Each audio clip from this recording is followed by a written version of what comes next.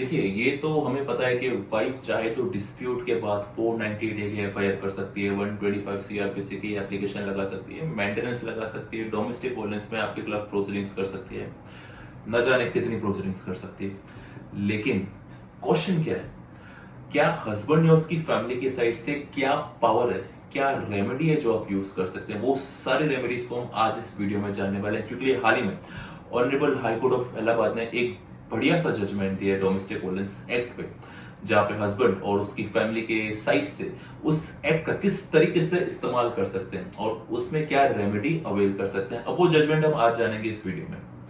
Secondly, आप सोच रहे होंगे कि इलाहाबाद हाईकोर्ट से हमें क्या फायदा मिलेगा क्योंकि इलाहाबाद हाईकोर्ट ने जो लॉ लेट डाउन किया है उस लॉ को आप यूज कर सकते हैं अपनी स्टेट के जजमेंट, स्टेट में हाई कोर्ट में अगर चल रहा है या ट्रायल कोर्ट में चल रहा है तो वो जजमेंट लगा के आप उसमें रेमेडी का अवेल कर सकते हैं। Welcome to my channel, my page. मैं हूं आपका दोस्त एडवोकेट कुणाल चंद्रमणि और आप मेरे साथ देख रहे हैं अर्बन लॉयर। नमस्कार। तो आज बात कर रहे हैं डोमेस्टिक वायलेंस एक्ट की उस जजमेंट का नाम जिसका नाम है गरिमा versus state of Uttar Pradesh 2025 अप्रैल। मैं लिंक डाल दिया जजमेंट का, आप देख सकते हैं। जब हस्बैंड वाइफ का डिस्प्यूट होता है ये केस में, वाइफ सारी प्रोसीडिंग्स इनिशिएट करती है, 498 125 सो एंड सो। अब यहाँ पे हस्बैंड की मदर, यहाँ पे उस गरिमा की मदर एंड लॉ एक डोमेस्टिक वायलेंस एक्ट में सेक्शन 12 की कंप्लेंट आती है। आप चौंक गए क्योंकि आप सोचते हैं और सुनते हैं कि भाई वाइफ सेक्शन 12 की कंप्लेंट डाल सकती है डोमेस्टिक वायलेंस में, लेकिन हस्बैंड की मदर ऐसे केस डालेगी, ये एक बड़ी सरप्राइजिंग चीज है। यहां पर ऐसा होता है। अब सेक्शन 12 की जब एप्लीकेशन फाइल होती है उसकी बहू के खिलाफ और उसके परिवार वालों के खिलाफ, ये कहते हुए कि मैं उस घर में रह रही थी तो गरिमा के हस्बैंड के साथ, मतलब मेरे बेटे के साथ काफी क्रूअल्टी हुई और मेरे साथ भी काफी क्रूअल्टी हुई, हैरेसमेंट हुआ, और यहां तक कि गरिमा के परिवार वालों ने भी मेरे साथ हैरेसमेंट किया। तो मुझे इनके खिलाफ प्रोसीडिंग इनिशिएट करनी है और इनके खिलाफ कार्रवाई होनी चाहिए। जैसे ही समन्स इशू होता है गरिमा और उसकी फैमिली वालों को, मतलब वाइफ और उसकी फैमिली वालों को, तो वो डायरेक्ट पहुंचते हैं हाईकोर्ट 482 सीआरपीसी में। जब हाईकोर्ट पहुंचते हैं वो कहते हैं कि भाई पहली बात, ये केस ही मेंटेनेबल नहीं है। मेंटेनेबल इसलिए नहीं है क्योंकि वो तो मदर इन लॉ, वो कैसे डोमेस्टिक वायलेंस एक्ट में केस फाइल कर सकती है? क्योंकि डोमेस्टिक वायलेंस एक्ट में वही लेडी फाइल कर सकती है जो कि बहू है और उसके साथ उसके हस्बैंड और परिवार वालों ने गलत किया। तो ऑफ कोर्स ऑब्वियस सी बात है कि ये वाइफ ही फाइल कर सकती है। और दूसरा, ये कुछ नहीं, ये काउंटर ब्लास्ट है उन सारे केसेस का जो वाइफ ने इनिशिएट किए। ऐसा वाइफ का कहना था कि भाई हमने 490 डे किए, 125 किया, डोमेस्टिक वायलेंस किया, तो ये काउंटर ब्लास्ट है हस्बैंड के फैमिली मेंबर्स की तरफ। क्योंकि अब ये काउंटर ब्लास्ट है तो ये जो समन्स है उसको क्वॉश करना चाहिए और केस को भी खत्म कर देना चाहिए। तो हस्बैंड ने ऐसा करके, भाई ये काउंटर ब्लास्ट नहीं है, मेरी मदर के साथ गलत हुआ और हम डोमेस्टिक वायलेंस की डेफिनेशन में आते हैं तो हमको सुनना चाहिए। तो दोनों पक्षों को सुनती है ऑनरेबल इलाहाबाद हाई कोर्ट का जो बेसिक होता है डोमेस्टिक वायलेंस का, वो देखते हैं। अब section 12 of domestic violence act की कंप्लेंट कहती है एनी एग्रीव्ड पर्सन, यानी कोई भी एग्रीव्ड पर्सन वो जाके ये कंप्लेंट फाइल कर सकते हैं कंसर्न मैजिस्ट्रेट को।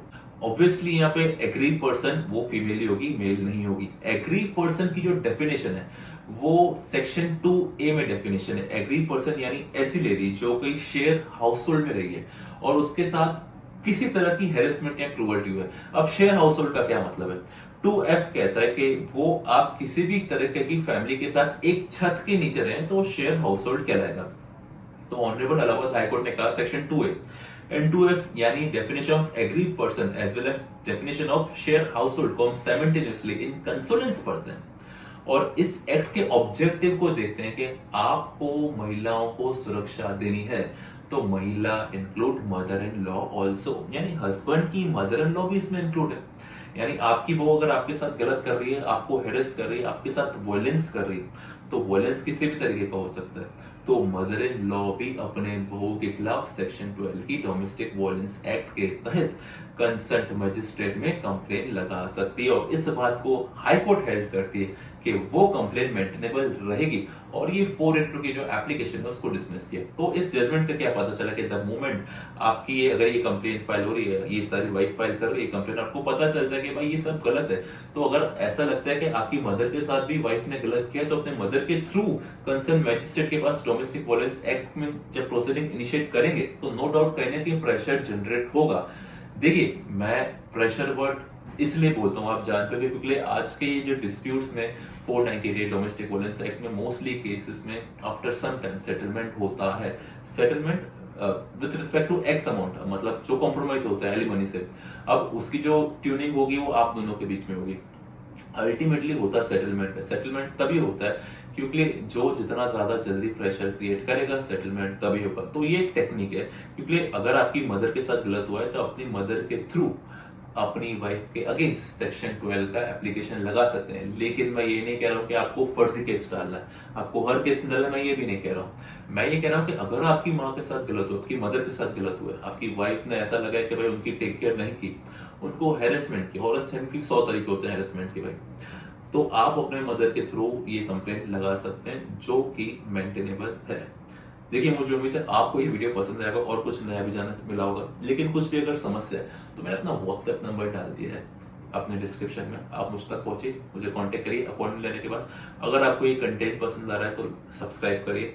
तब तक के लिए बने रहिए मेरे पेज पे। जय श्री राम। मिलेंगे अगली बार ऐसी वीडियो के साथ।